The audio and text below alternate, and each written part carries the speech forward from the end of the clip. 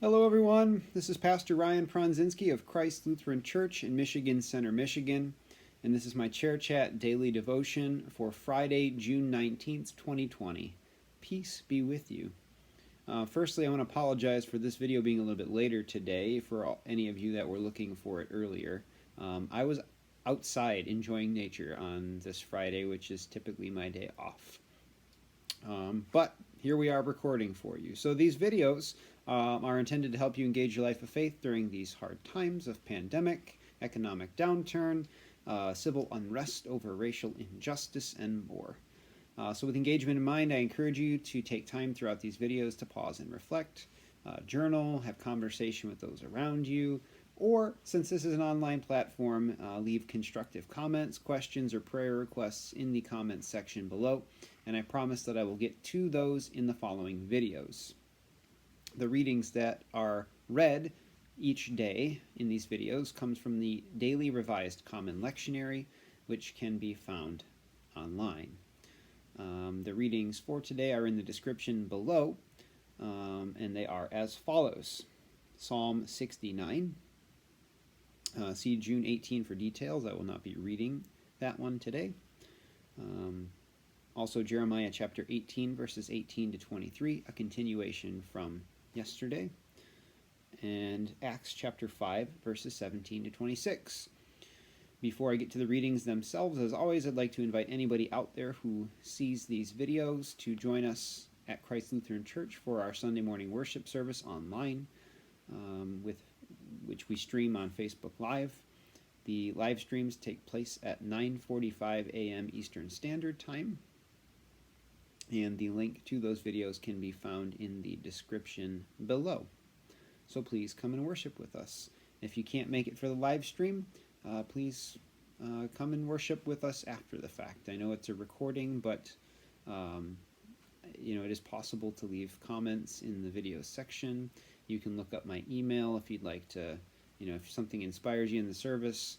But just come be a part of our community, hear the good news. We'd love to have you. All right, on to the first reading, which comes from Jeremiah chapter 18, verses 18 to 23, and reads as follows. Then they said, "Come, let us make plots against Jeremiah. For instruction shall not perish from the priest, nor counsel from the wise, nor the word from the prophet. Come, let us bring charges against him, and let us not heed any of his words." So they're like, he's not going to stop saying things we don't like, so let's slander him and kill him. And then Jeremiah says to these words in verse 19, "Give heed to me, O Lord, and listen to what my adversaries say. Is evil a recompense for good? Yet they have dug a pit for my life. Remember how I stood before you to speak good for them, to turn away your wrath from them? Therefore give their children over to famine. Hurl them out to the power of the sword. Let their wives become childless and widowed. May their men meet death by pestilence, their youths to be slain by sword in the battle. May a cry be heard from their houses when you bring the marauders suddenly upon them. For they have dug a pit to catch me, and laid snares for my feet. Yet you, O Lord, know all their plotting to kill me. Do not forgive their iniquity. Do not blot out their sin from your sight. Let them be tripped up before you. Deal with them while you are angry." Here ends the reading. So Jeremiah is really upset. In fact, that's an understatement as I typed it. He's really, really mad. And honestly, I can't say that I've ever been so mad as Jeremiah is in this reading, where I'm all like, God, the people I'm mad at, make sure their children die to, murderous people, and men get really, really sick and painfully die, and women can't bear children and know it, and then they die too. I mean, it's just like, yikers, man. Like, he is just really mad. And so, there's a tension, though, in these verses, right? Because although we look at that anger and go, good grief, that's really angry. I mean, maybe you've been that angry before. I know I haven't. I mean, I've gotten angry, but never that angry. Um, and the tension exists, though, in the fact that, like, we can kind of understand why Jeremiah is upset. I mean, he's like, I tried to do good for them, to, like, make sure, God, your wrath doesn't, like, destroy them. And they call me a liar and they seek out to kill me. I'm like, what? Um, and so, yeah, like, we get that. If that were to be us, we would be upset too. This type of betrayal. I mean, it's betrayal from Jeremiah's own people. It's not like they're strangers. They know him. He's one of them. For doing good for them. We understand why he would be furious and angry. However, on the other hand, we as people of faith who know our biblical texts, we know that the psalmists and even other places in the Bible remind us that God is slow to anger and abounding in mercy and steadfast love, right? So it's like, where is this part of Jeremiah who is supposed to be representative of God? If God is slow to anger and abounding in steadfast love and mercy, why isn't Jeremiah? And just like yeah, I kind of combined all my thoughts together there. Like, that's the tension. Like, we understand why he's upset, but, like, dude, like, haven't you taken it a little far? Like, God, just kill them all as terribly as possible. And it's within that tension of, like, understanding why he's upset, but also being like, dude, like, shouldn't you be a little bit more balanced than this because God is as well? Then I want to share some good news, right? That I think is good amidst this tension between those two feelings. And this is the good news. God will not stop loving us or working through us, even when we get angrier than we should, right?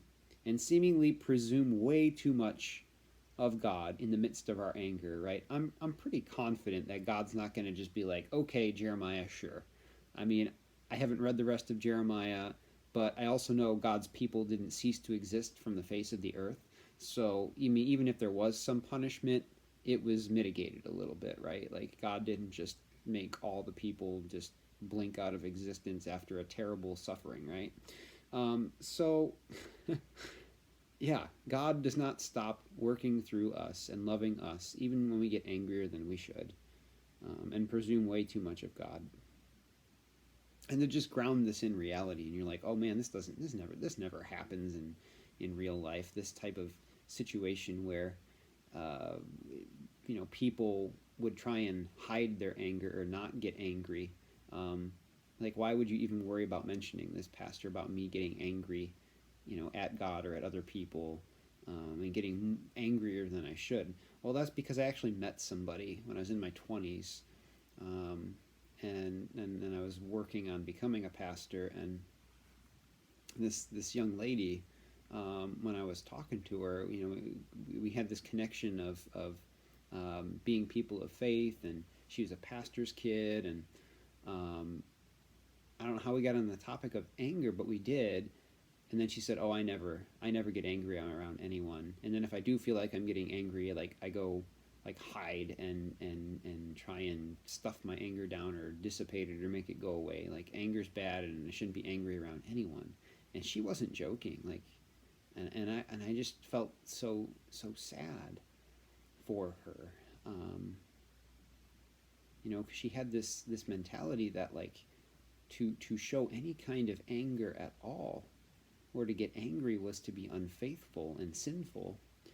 And again, I felt sad for her, because anger, honestly, it's a tool. It can be a healthy tool when it's, guided and used in a very thoughtful and controlled way, right? And this is what I mean.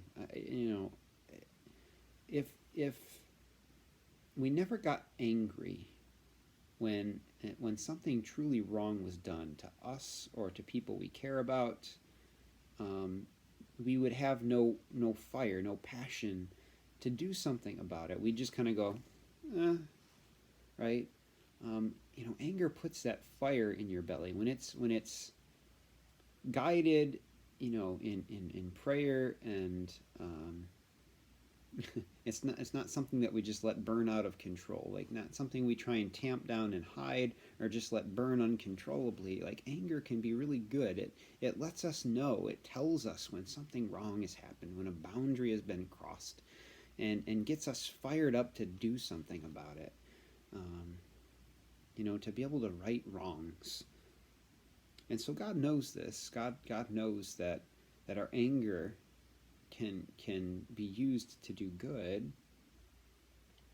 And God also knows that sometimes we sinful and imperfect human beings can let our anger get out of control. And so what's beautiful about God is no matter how that anger manifests, God welcomes it all, even when it's overblown or even misplaced. That's what I'm hearing in Jeremiah today anyway.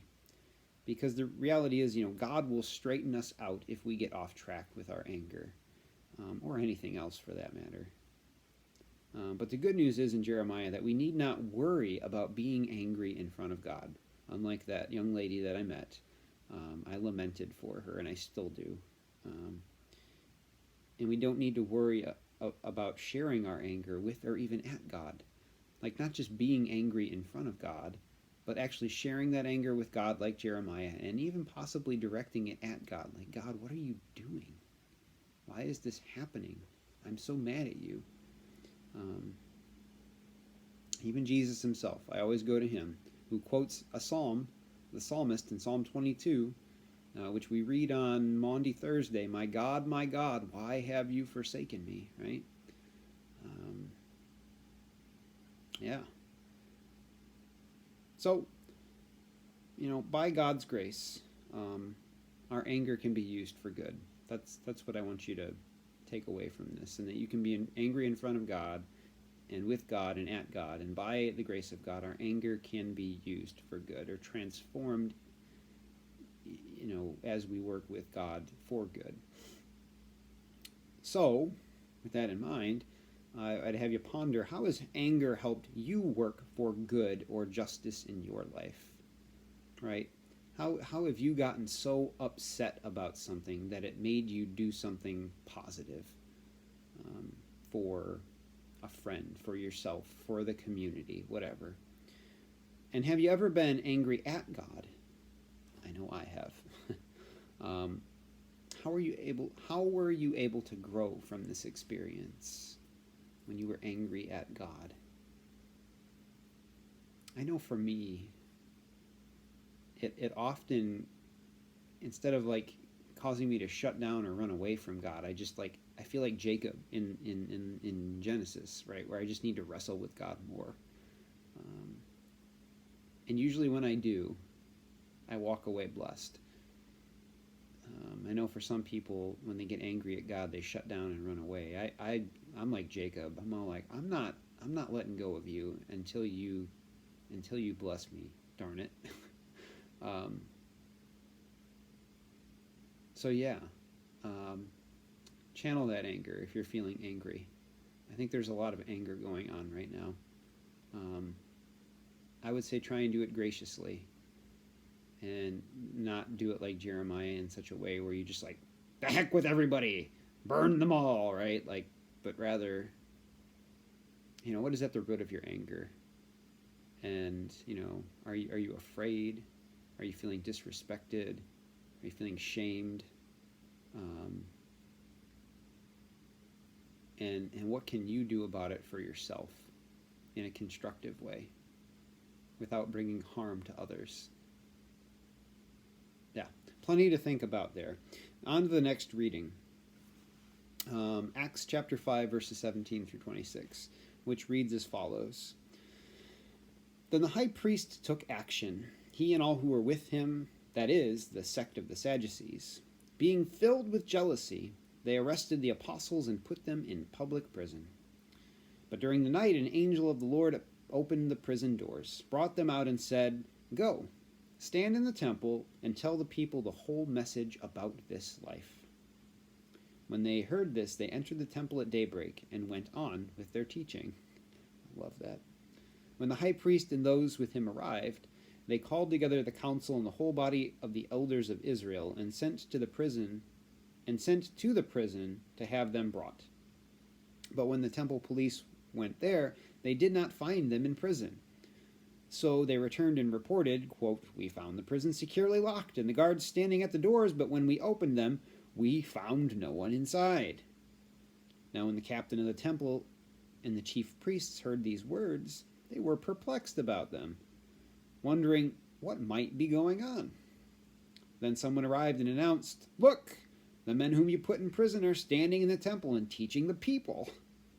Then the captain went with the temple police and brought them, but without violence, for they were afraid of being stoned by the people.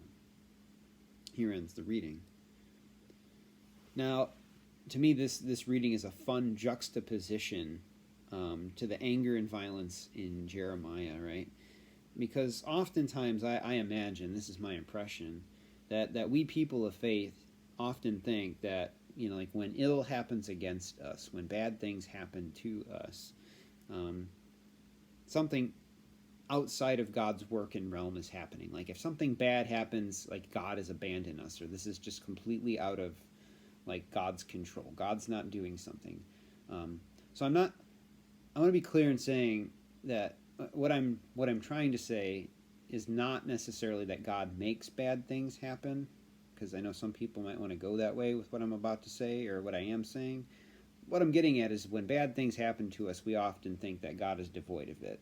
That's our first inclination. I don't know why that is, but I think it is. Like I think it's just because we talk about God as being benevolent and loving, and so when bad things happen, even though we have the story of the crucifixion and resurrection, like we think because bad things are happening, somehow God is absent.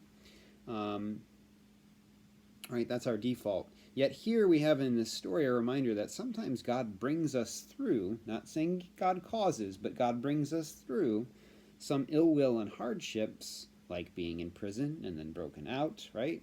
In order that we might find ourselves with an opportunity to be and share Jesus with people, right? And this is God's story, right? God comes and goes through a lot of stuff. Herod trying to kill him, his own townsfolk trying to stone him and throw him off a cliff. You get the picture, right? And then in the end, Jesus goes through the ultimate stuff of, being beaten and crucified and killed in order that God might bring the good news to us. So, what I'm hearing in this story is like right now we got a ton of not so nice stuff going on. There's a lot of ill will. There's a lot of tension and hostility and confusion and fear and between like the pandemic and the economy and politics and oh my gosh, it's enough to make anybody be like, hey, we can't wait until 2020 is over. I don't think anybody's enjoying this year right now. And yet we have in this story, it's like if we feel like this is our kind of being put in prison and everything's going wrong experience, there's promise in this story that says, might God send a messenger to you, an angel to you, that kind of creates a path that you didn't think was possible being in this awful situation where you can be and share Jesus with others, and in the process maybe see and hear from Jesus too as you do so. Right? Because that's exactly what happens in this story today. All right, so then my questions for you here to end this section and this video are these. Actually, just one. When have you been in a situation that started out like a nightmare? I mean, come on, thrown in prison for like doing a good thing. When have you been in a situation that started out like a nightmare, but turned into an opportunity to bless and be blessed? When have you been in a situation that started out like a nightmare, but turned into an opportunity to bless and be blessed? I don't have a really good answer. I was thinking about it for a few minutes, but I need to go get dinner. So I hope you can think of something. And if you do think of something good, share, please, because it speaks to what happened in Acts chapter 5 today. That's what I have for you today. So God bless you, and I will talk with you tomorrow.